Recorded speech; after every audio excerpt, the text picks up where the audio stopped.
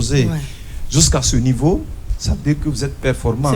Il a terminé la saison dernière en tant que deuxième meilleur buteur de la Bundesliga. Et derrière qui? C'est pas n'importe quel joueur. Harry Kane. La machine à marquer.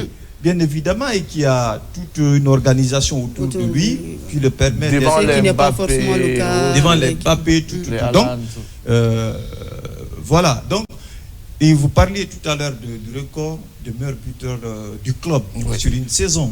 Ça, c'est depuis 2000, la saison 2008-2009. Ce record était détenu par Mario Gomez, qui avait, à cette époque-là, marqué 25 buts pour Stuttgart. Donc, il est resté le meilleur buteur du club sur une saison. Ce record a été battu par Serhou Guirassy la saison dernière, qui a même amélioré les chiffres, parce que de 25, lui, il est allé à 28.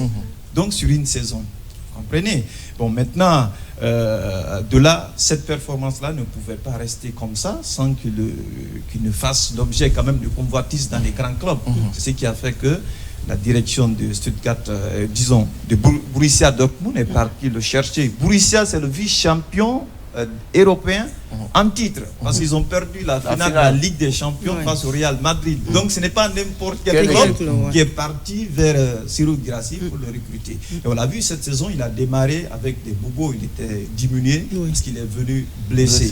Mais aujourd'hui, il a mis tout le monde d'accord. La plus grande compétition de l'année, de cette année, c'est la Ligue des Champions. 6 matchs joués, 6 buts marqués.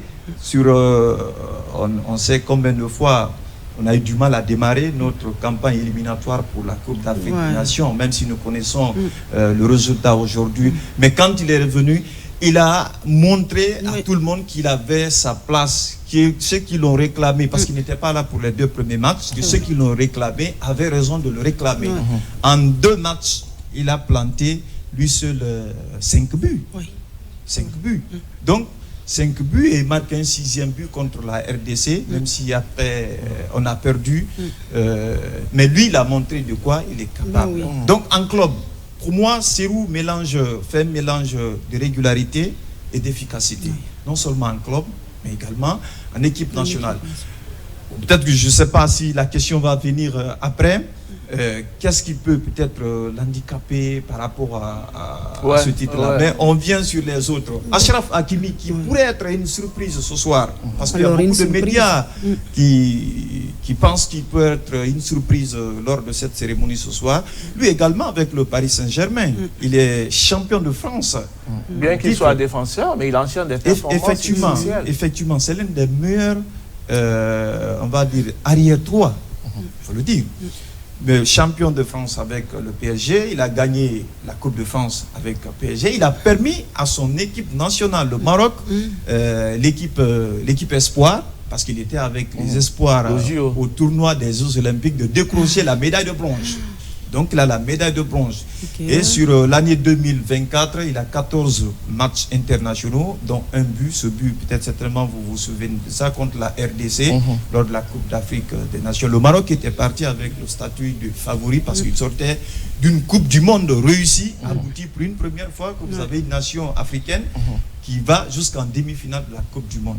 Donc voilà, entre autres, lui aussi, ses performances. Et on le rappelle, hein, c'est le Maroc qui a éliminé le Portugal de C. Ronaldo de la Coupe du Monde. Merci de rappel. Vous avez le jeune Adingra. Adingra, c'est, comme on l'a dit en club, c'est très pauvre. Il était sur une saison très irrégulière pour lui, assez moins pour lui. Mais en équipe nationale, surtout pour cette Coupe d'Afrique des Nations, il s'est beaucoup illustré, surtout avec beaucoup de, je crois, 3 passes décisives pour un but marqué. Ça, c'est important. Et même la finale, il a délivré 2 passes décisives. Et dans quelles circonstances? C'est de ça que je parle. À des moments où l'équipe était vraiment coincée. Une équipe ressuscitée, pourrait-on dire, parce que grâce à lui, les Ivoiriens n'avaient plus d'espoir par rapport à cette compétition finalement, qu'ils abritaient quand même à domicile. Mais c'est une équipe ressuscitée, comme je l'ai dit tantôt, qui s'est appuyée sur des individualités dont fait partie ce jeune Adingra. 22 ans, il a été élu meilleur jeune joueur de la Coupe d'Afrique des Nations et il a figuré dans l'équipe type de la CAN. Il a la chance aujourd'hui d'appartenir à ce top 5 des joueurs en finale. De Lookman. Lookman, Qui est un client sérieux. Hein, c'est un client sérieux, un client très très sérieux, il faut le dire comme ça, parce que lui est un club et en équipe nationale. Il est resté sur une régularité et sur une performance qu'il faut saluer. En club, il a gagné la Ligue Europa avec un triplé en finale pour Atlanta. Ce qui n'est pas arrivé, je crois, depuis plus de 25 ans.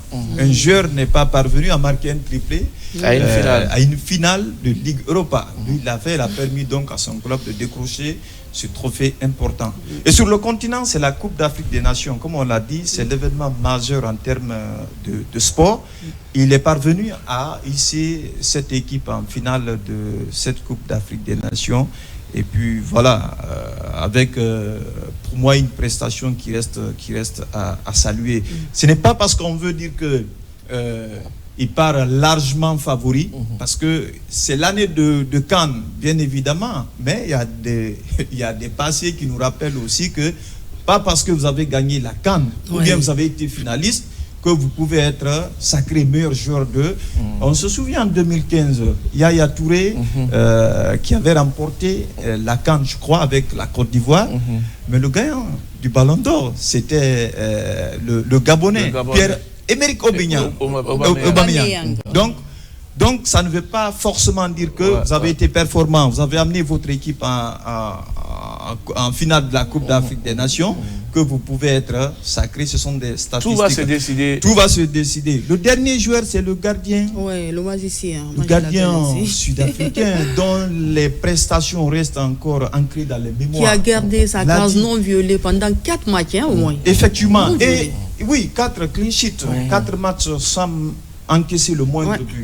C'est un gardien qui joue sur le continent. C'est un gardien de Mamelodi Sundowns. Il a permis à son équipe d'être... de décrocher le titre d'entraîneur cette année. Effectivement, de décrocher le titre de champion de Sud-Afrique. Ils ont gagné la première édition d'une des compétitions nouvellement instaurées par la Confédération africaine de football la saison dernière. Donc, je pense que c'est un mérite pour chacun de ces 5 finalistes d'être à ce niveau, parce que chacun a une certaine statistique que je trouve honnêtement considérable. Et surtout, tonton Bouba, pour cette année, c'est tellement particulier. Il n'y a pas ces grands noms de football africain qu'on a connus. On ne parle pas de Salah, Mohamed Salah, de Sadio Mané. Tu vois, toute une génération de jeunes joueurs. Ça veut dire qu'il y a simplement du nivellement. Voilà, un nivellement de valeur. Oui, Clarisse. D'accord. Au-delà de toutes ces statistiques, est-ce que nous pouvons avoir de l'espoir pour notre Serhou Guirassy au moins? Parce que là, c'est vrai qu'on peut reconnaître le mérite des autres, mais est-ce que nous pouvons avoir de l'espoir? Moi, je pense, avant de répondre à votre question, je pense que voir Serhou Guirassy à ce niveau, c'est déjà une victoire. C'est déjà une victoire, non seulement pour lui. Mais on ne se contente pas de ça. Oui, je suis d'accord. Je suis d'accord. On veut tous le Graal. C'est le monde entier qui nous regarde ce matin. Je suis d'accord. Donc on a intérêt à booster. Il faut qu'on soit optimiste là. Je suis d'accord. Je pense que, comme je l'ai dit, voir Serhou Guirassy, on a connu des talents. Pascal Fendino, Titi Camara et tant d'autres. Je crois, avant cette génération qu'on a, on avait la génération de Ibrahima Traoré, Naby Keïta. Aujourd'hui, c'est vrai que ça ne va pas tellement comme ça, mais c'est quelqu'un qui a fait parler de lui, qui continue de se faire parler. Qui est d'ailleurs invité à cette cérémonie. Effectivement, il fait partie des... Et il s'est trouvé un club la semaine dernière. Oui, effectivement. Donc, mais on n'a aucun de ces joueurs-là qui a réussi à se hisser au podium. À ce niveau. Donc, voir Serhou Guirassy déjà à ce niveau, moi je pense que c'est déjà une victoire. Maintenant, est-ce qu'il a une chance ce soir? C'est difficile de répondre exactement à la question, mais je peux vous donner... Dites oui, ça ne coûte rien. Quelques indices. Quelques indices. Quelques indices. Parce que n'oubliez pas que l'année prochaine, il y a la Coupe d'Afrique des Nations. Si nous prenons les performances individuelles en termes de réalisation, je pense que Serhou, il ne peut boxer qu'avec Lookman. Et je pense que même les médias s'accordent à établir un classement logique dans ce sens. C'est très serré entre les deux. Très serré entre les deux. Mais après, c'est difficile de donner le trophée du Ballon d'Or à un joueur dont le pays n'est pas qualifié à la prochaine Coupe tu es ballon d'or, mais tu es à la maison. Tu es le meilleur joueur, mais tu es à la maison. Tu regardes le tournoi majeur du continent sur le petit écran comme tout le monde. Ok. Ça, c'est ça. Donc, vous voulez dire que c'est ce qui va peser dans la balance? Je pense que c'est ce qui peut peser dans la balance. Et comme on le dit, il y a le foot business aussi. C'est ce qui amène le lobbying derrière. Le lobbying derrière. Et malheureusement pour la Guinée, moi je l'ai toujours dit depuis les premières heures de cette affaire. On n'est pas représenté. On n'est pas représenté. Le football, c'est du doping. Malheureusement pour les Guinéens aujourd'hui.